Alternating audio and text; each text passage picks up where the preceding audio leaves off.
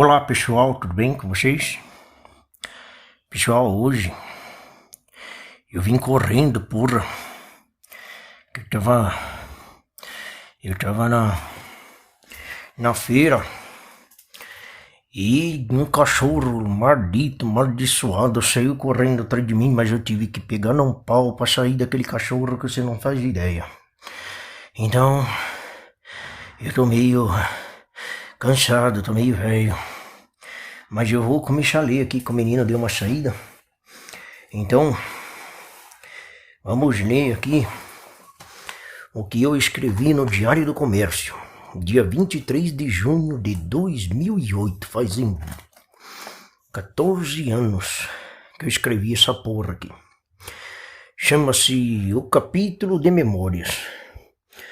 Porra, tá difícil de pegar o fôlego aqui, viu? Eu parei de fumar e o médico parou pra eu fazer exercício, sabe? E porra, meu, não pensei que o exercício seria correr de um maledito de um cachorro, né? Mas vamos lá. Que o leitor me permita começar este artigo por um episódio da minha porca vida, do qual espero tirar algumas conclusões de interesse geral. Tão logo cheguei a este mundo, uma estranha infecção pulmonar adiou meu ingresso oficial nele durante 7 anos, reduzindo-me a um estado de inconsciência febril e delirante, do qual só emergi no dia de ir para a escola. Se bem que meus desafetos digam que não saí dele jamais, né? Embutido no uniforme, eu me parecia exteriormente com os demais meninos, mas por dentro era um bebezinho, porra. Simplório como um passarinho, por total ignorância, não só dos pecados, como também de tudo mais. Veja bem, sendo a escola uma instituição religiosa, os professores leram-me trechos do Evangelho, que me comoviam até as lágrimas, né? Mas daí, mediante uma lógica que me escapava, deduziam e me atribuíam a incumbência de confessar meus pecados, porra, dos quais o único que me ocorria na minha desesperadora pobreza de repertório era o pecado original. Pois bem, disfarçando como podia minha radical incompreensão do estado de coisas, entrei na fila do confessionário, esperando que, quando chegasse a minha vez, tudo se esclareceria. Mas foi o que veio o pior. De trás de uma cortina que o tornava semi-invisível, um padre não identificado me perguntou: "Você fez porcarias, né?" Eu não tinha mais a mínima ideia do que podia ser as tais porcarias que aquele porra falou, mas fosse lá o que fossem, parecia ser comuns a toda a humanidade. De modo que, por mera precaução, respondi sim, hein? Eu já me ia sentindo muito aliviado pelo meu sucesso neste teste inicial, quando o padre voltou à carga e disse: "Com meninos ou com meninas, Agora ele me pegou, pensei autorreligado, né? Como poderia eu supor aquele delito misterioso e incognoscível e se praticava com ambos os sexos, porra? Não querendo, porém, dar o braço a torcer, declarei peremptoriamente com os dois. Cacete! Feito isso, fui liberado para a parte leve do serviço, que consistiu em rezar 10 Pais Nossos e 10 Ave-Marias. Coisa que já fazia habitualmente, hein? Sem ter de passar por aquele vexame preliminar, certo? Alguns meses se passaram antes que recebesse alguma informação fidedigna quanto à natureza das porcarias, hein? E mesmo depois de cientificado, ainda continuei duvidando que as pessoas fizessem mesmo aquelas coisas, hein? As quais me pareciam sumamente despropositadas e tediosas. Tardiamente chegado a um inverno repleto de estímulos e desafios, eu não podia conceber que alguém perdesse o seu tempo fazendo porcarias, porra. Em vez de se dedicar a alguma atividade mais substantiva, como jogar bolinha de gude, brincar de Roy Roger, ou ir a matinê, ué. Ver uns desenhos do Tom Jerry, não? Mais tarde, informaram-me que alguns meninos se dedicavam mesmo a um exercício dominado troca-troca. Mas, como jamais visse algum deles se entregando a essa prática, eu permaneci incrédulo, pai. Só fingindo acreditar em tudo para não desagradar ninguém. E para não parecer ainda mais esquisito do que aquilo me parecia a mim. As porcarias, no fundo, se é que existiam mesmo, deviam ser coisas de gente grande, aquelas pessoas aborrecidas que só falavam de assuntos chatos, dúvidas, doenças. Arrumação de casa, políticos corruptos, juiz de futebol, essas porra aí. E para o cúmulo, achava normal comer brócolis em vez de sorvete. Que encanto pudesse haver em seus afazeres porcaríferos era algo que me escapava por completo, tá certo? Quando finalmente compreendi do que se tratava,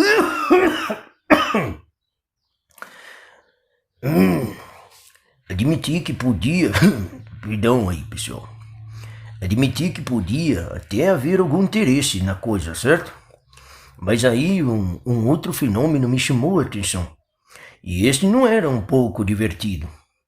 Meditando a experiência da minha primeira confissão, descobri um abismo imensurável e sem fundo que pode haver entre a realidade da nossa alma e as imagens padronizadas que somos chamados a personificar na sociedade. Imagens pelas quais os outros nos reconhecem, que eles chamam pelo nosso nome e nas quais, pelo efeito da repetição, acabamos por acreditar, sufocando a memória de nossa experiência efetiva e substituindo-a por um arranjo cômodo de aparências. E por sua vez se amoldam tão bem as necessidades da comunicação diária que acabamos por achar que são o verdadeiro eu.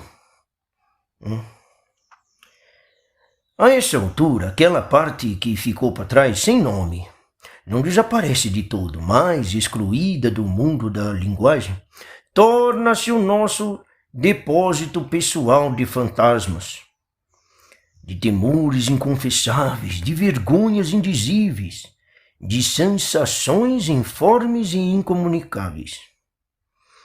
Ô menino, você chegou? Você quer ler? Ô professor, quer ler não, pô. Você tá lendo negócio dos seus troca-troca aí, não é? Ô menino, preste atenção aqui que eu não sabia dessas porra. Não, professor, não quero ler troca-troca não. Lê o senhor aí. O senhor que fez troca-troca, o senhor que se vira. E eu não fiz troca-troca, porra. E os caras pensaram que eu fazia, mas eu não fiz. O senhor fez sim, o senhor tá falando aí. Ô cacete, você não sabe ler o que eu escrevi, porra. Depois você pega e lê aqui, desgraça. Vai, fica aí, fica. Deixa aqui eu termino essa porra dessa leitura aqui. Ah, mas se o senhor quiser que eu não quero que você lê mais nada não. Deixa eu ler essa porra. Fica quieto aí agora. Já tirou sarro aqui com o meu toba aqui. Eu não fiz troca-troca, entendeu? Depois você pega e lê o artigo, seu bosta. Bom, continuando aqui. Durante o meu período de doença, conheci mais dores e sofrimentos do que, em geral, os meninos da minha idade podiam sequer imaginar. Era todo um universo sombrio, opressivo, fechado, sobretudo incomunicável. E eu bem vi o rosto angustiado da minha mãe, do meu pai, dos meus tios, tentando puxar a minha dor para si próprios, mas conseguindo apenas olhar de fora, atônitos e inermes, e atormentar-se em vão. Todo mundo passa por experiências semelhantes algum dia, seja por meio da doença, da pobreza, da loucura, do abandono, da prisão. Minha diferença é que eu conheci esse lado obscuro da vida antes de qualquer coisa outra, porra. Quando emergi desse inferno, tudo em volta me parecia tão interessante, tão bonito, tão atraente, que a hipótese de alguém poder entediar-se a ponto de buscar uma fonte extra de deleites me parecia simplesmente inverossímil. E eu não conhecia o sexo, porra. No meu deslumbramento com tudo o mais, eu não imaginava que alguém pudesse precisar dele, tá certo? Tudo o que depois li sobre sexualidade infantil me parece uma bobagem descomunal. Mas a estranha conjunção de uma experiência prematura do sofrimento humano com a ignorância radical de fatos elementares da fisiologia fez de mim uma incongruência viva, como Lao Tse, que nasceu velho e com o tempo foi se tornando um bebê. Claro, eu não era o único esquisitão no universo, tá certo? Mais tarde descobri que cada ser humano tem por dentro algo que radicalmente diferente dos outros. Um recinto próprio que a linguagem mal consegue penetrar, que, embora constitua sua existência mais íntima e pessoal, acabará sendo totalmente ignorado pelos que em torno imaginam conhecê-lo. Toda a riqueza e o interesse da convivência humana consiste em usar os estereótipos como meros bilhetes de ingresso nesse recinto, jogando-os fora tão logo entramos mais fundo na alma alheia. Mas como poderia fazer isso? Se tudo em volta nos convida a encarnar os estereótipos cada vez mais esforçadamente, com um arremedo de sinceridade cada vez mais perfeito, até acabarmos acreditando que eles somos nós, porra. As sociedades humanas podem ser comparadas e julgadas pelo seu sucesso ou fracasso, em transmudar a linguagem comum em instrumento de encontro genuíno entre os seres humanos. Vai, sai daqui, Bilu, sai. Sai, Bilu, sai, Bilu. Deixa eu terminar de ler aqui, Bilu. Ô menino, pega o cachorrinho aqui, leva o Bilu pra passear. Bilu, vem. Vem.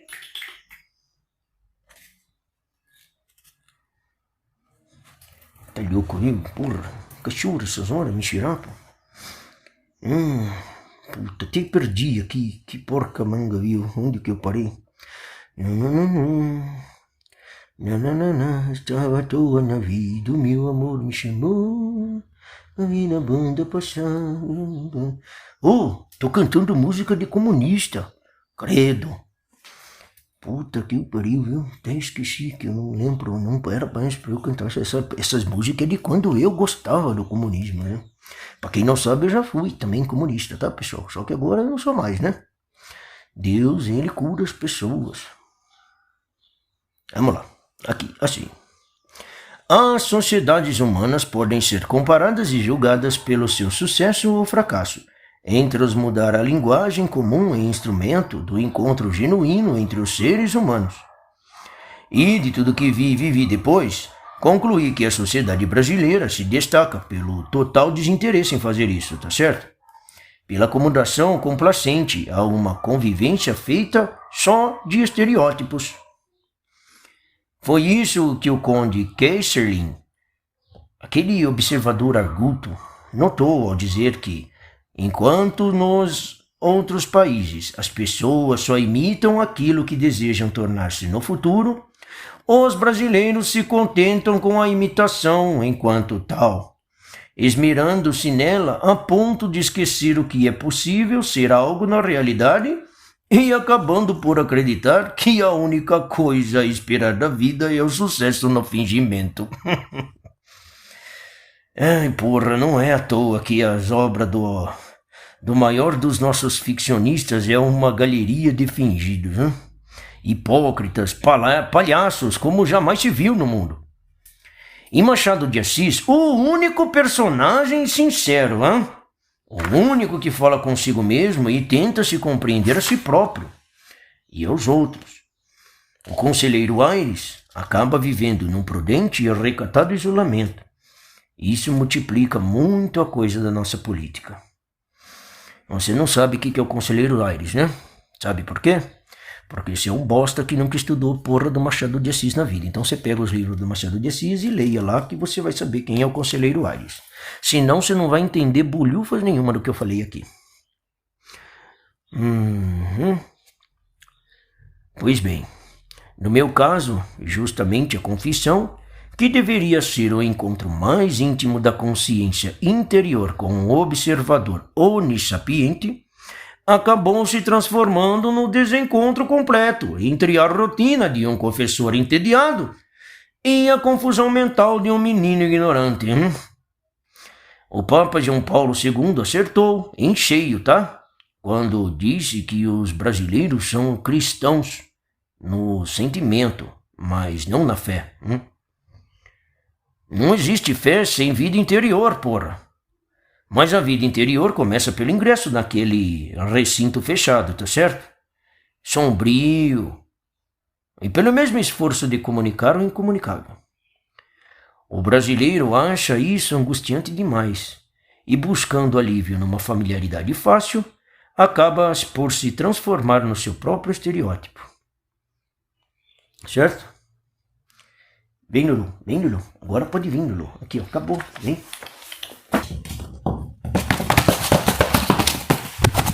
Eita porra, vem cá, Lulu.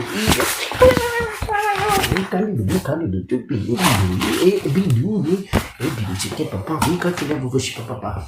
Ô, Roxana, você tem aí a comidinha do Bilu? Aqui, vem, Bilu.